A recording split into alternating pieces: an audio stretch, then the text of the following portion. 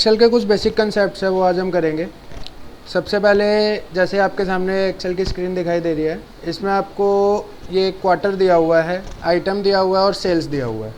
Quarter वाले column में आप देखोगे क्वार्टर वन दिया हुआ है, फिर 2 2 2 3 3 3 4 4 4। इस तरीके से आपको डेटा बनाना है। और हमारे पास 4 आइटम है, एक मोबाइल है, एक लैपटॉप है, एक एसी है, एक टीवी है। ठीक है, अब हमें यही pattern mobile, laptop, AC, TV, यही पैटर्न मुझे नीचे तक के सभी सेल्स में चाहिए। तो पहला तरीका तो क्या है कि मैं इसको ऐसे सिलेक्ट करूँगा, कॉपी करूँगा, कॉपी करने के बाद जहाँ पे चाहिए वहाँ ले जा करके पेस्ट कर दूँगा, फिर कॉपी करूँगा, फिर ले जा करके पेस्ट कर दूँगा। तो इससे क्या होगा, मेरा टाइम बहुत ज़्यादा कंज्यूम होगा। थोड़ा बहुत डेटा है तो उसके लिए तो हम इसको कर सकते हैं। मान लो हमारे पास आइटम हुए 100 से 150 और 100-150 आइटम की मुझे रिपीटेशन लेकर आनी है सेम इसी फॉर्मेट के अंदर। तो वो हम कैसे लेकर के आएंगे? फर्स्ट पैटर्न हम ऐसे टाइप कर देंगे। फर्स्ट पैटर्न टाइप कर दिया, मोबाइल, लैपटॉप, एसी और टीवी। इसके बाद आप क्या करोगे, इन सभी को सिलेक्ट करोगे। सिलेक्ट कर दिया। सिलेक्ट करने के बाद आप इसको ड्रैग कर दोगे तो सेम पैटर्न में आपका वो आता जाएगा, mobile, laptop, AC, TV, mobile, laptop, AC, TV, mobile, laptop, AC, TV, mobile, laptop, AC, TV. समझ में आया? तो ऐसे आपको कोई पैटर्न अगर बनाना है तो आप इस तरीके से पैटर्न बना करके उसको ड्रैग कर सकते हो। क्लियर? अब आ जाओ सेल्स के ऊपर। अब मुझे इनकी सेल करनी है। अब सेल करने के लिए जैसे मैंने यहाँ पर मोबाइल की सेल लिख दी 10,000, लैपटॉप की सेल लिख दी 8,000, एसी की सेल लिख दी 11,000 और टीवी की सेल लिख दी 15,000। अब इस पैटर्न में देखो आप 10,000 में से 2,000 लेस कर दिए 8,000, फिर उसमें 3,000 ऐड कर दिया 11,000, फिर उसमें 3,000 ऐड कर दिया 15,000। ठीक है, ये एक पैटर्न बन गया। अब मुझे इसी पैटर्न को आगे लेकर जाना है तो मैंने इसको सिलेक्ट करा। सिलेक्ट करने के बाद मैंने इसको कर दिया ड्रैग। तो अब आप यहाँ देखो, फर्स्ट पैटर्न स्टार्ट हुआ 15,500 से, फिर 17,300, 19,100, 20,900। तो ये क्या हो गया, इसके अकॉर्डिंग ऑटो कैलकुलेशन हो गया। जितना उसने कम करना था, जितना ज़्यादा करना था, ऑटोमेटिक हर जगह अलग अलग फिगर्स आपकी आ गई। आपको फिगर सेम भी नहीं रखना पड़ा और आपका जो है अलग अलग डेटा आपका ये बन गया है। डमी डेटा ये, इसको आप मान सकते हो कि डमी डेटा ये आपका बन चुका है। क्लियर हुआ? परसेंटेज के हिसाब से कि वो कितने परसेंट है, क्या है, उसके अकॉर्डिंग ये ऑटो अपडेट आपका हो गया। समझ में आया? चलो अब हम आगे बढ़ते हैं। नेक्स्ट है हमारा रेफरेंसिंग। आप किसी भी सेल को रेफ़र करते हो। रेफ़र करने का मतलब, मान लो मुझे यहाँ पर इस वाले सेल में जो ये B3 के अंदर लिखा हुआ है वो मुझे यहाँ लेकर आना है। तो मैंने यहाँ करा = B3, सेल का नाम मैंने डाल दिया, एंटर करा। तो जो B3 के अंदर डेटा होगा वो मेरा यहाँ पे शो करेगा। ठीक है, अगर मैं B3 में जाकर के किसी डेटा को चेंज कर दूँ, मान लो यहाँ लैपटॉप लिखा है, लैपटॉप के बदले मान लो मैंने यहाँ पे लिख दिया कूलर, तो वहाँ पे देखो ऑटोमेटिक कूलर हो जाएगा। तो ये है आपकी नॉर्मल रेफरेंसिंग। नॉर्मल रेफरेंसिंग मतलब कि इसको बोला जाता है रिलेटिव रेफरेंस।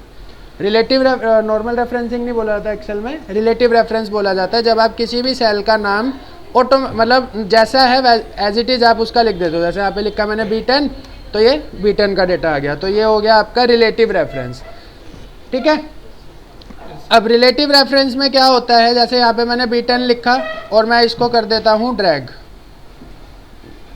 तो यहाँ देखो फॉर्मूला बार के अंदर, ये फॉर्मूला बार होता है, इसके अंदर देखो फर्स्ट वाले सेल में तो B10 आ रहा है लिखा हुआ, सेकंड सेल में देखो क्या आ गया B11, थर्ड में क्या आ गया B12, B13, B14, B16, B17, B18, B19। अब B18, B19 में कुछ है ही नहीं। अगर मैं यहाँ पे कोई डेटा डालूंगा तब जा करके वो डेटा वहाँ पर आपका शो करेगा।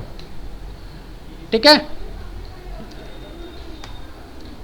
तब जा करके वो वहाँ पे शो करेगा। तो ये आपका रिलेटिव रेफरेंस हुआ। रिलेटिव रेफरेंस यानी कि जैसा आपने रेफरेंस दिया उसके रिलेशन में पूरा काम आगे तक होता जाएगा। दूसरे टाइप का रेफरेंस होता है आपका एब्सोल्यूट रेफरेंस। एब्सोल्यूट रेफरेंस में क्या होता है, जो भी आपको डेटा, जो भी रेफरेंस देना है, जैसे मान लो मैंने यहाँ पे लिखा B2 और F4 का बटन दबा दिया तो F4 का बटन दबाने से देखो क्या चेंजेस आया उसमें, $B और $2 हो गया। ठीक है, नॉर्मली आपने B2 लिखा था, F4 का बटन दबाने से वो हो गया आपका एब्सोल्यूट रेफरेंस, और यहाँ पे $B $2 आ गया। और जैसे आप इसको एंटर करोगे तो यहाँ पे जो B2 के अंदर वैल्यू थी वो शो कर जाएगी। अब अगर मैं इसको ड्रैग करूँगा तो वो आगे बढ़ेगा नहीं। फॉर्मूला बार में देखो यहाँ भी B2 है, इसके अगले वाले सेल में भी B2 है, उसके अगले वाले में B2 है, उसमें भी B2 है, सब में B2 आ रहा है। ठीक है, तो डिफरेंस समझ में आया रिलेटिव और एब्सोल्यूट रेफरेंस में। रिलेटिव रेफरेंस में अगर आप ड्रैग करते हो तो वो उसके रिलेशन के अकॉर्डिंग, जैसा आपने पीछे पैटर्न दे रखा है उस पैटर्न के अकॉर्डिंग चेंज होता जाता है, और एब्सोल्यूट रेफरेंस के अंदर पैटर्न के अकॉर्डिंग चेंजेस नहीं होते हैं। समझ में आया? तो ये था आपका रिलेटिव रेफरेंस, और ये है आपका एब्सोल्यूट रेफरेंस। रिलेटिव रेफरेंस और एब्सोल्यूट रेफरेंस। इसके बाद में आपका आएगा मिक्स्ड रेफरेंस। मिक्स्ड रेफरेंस में क्या होता है, आप एब्सोल्यूट और रिलेटिव को मिक्स कर देते हो। एग्जाम्पल के लिए इक्वल टू B2 करा और F4 दबा दिया तो $B $2 आ गया, ये प्योर एब्सोल्यूट हो गया। दोबारा से F4 दबाएंगे तो आप देखो B के बाद $2 आया लिखा हुआ। ठीक है, दोबारा से F4 दबाया तो B से पहले डॉलर आ गया, 2 के बाद 2 से पहले का डॉलर हट गया। तो ये F4 दबाने से आप इसके रेफरेंसेस को चेंज कर सकते हो। ठीक है, तो इसका फ़र्क क्या होता है, जैसे मान लो मैंने B $2 करा और इसको करा एंटर। अगर मैं इसको नीचे की तरफ ड्रैग करूँगा तो कॉलम, तो जो कॉलम का नेम है हमारा वो तो फिक्स रहेगा, B ही रहेगा अगर मैं नीचे की तरफ लेके जा रहा हूँ।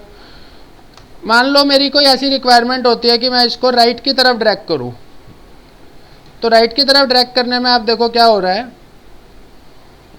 इसमें देखना फॉर्मूला बाद में, इधर तो B2 हुआ, मैंने राइट की तरफ करा, C हो गया, D हो गया, E हो गया, F हो गया। यानी कि अगर मैं राइट की तरफ उसको ड्रैग कर रहा हूं तो कॉलम का नेम आगे आगे बढ़ता जा रहा है ना।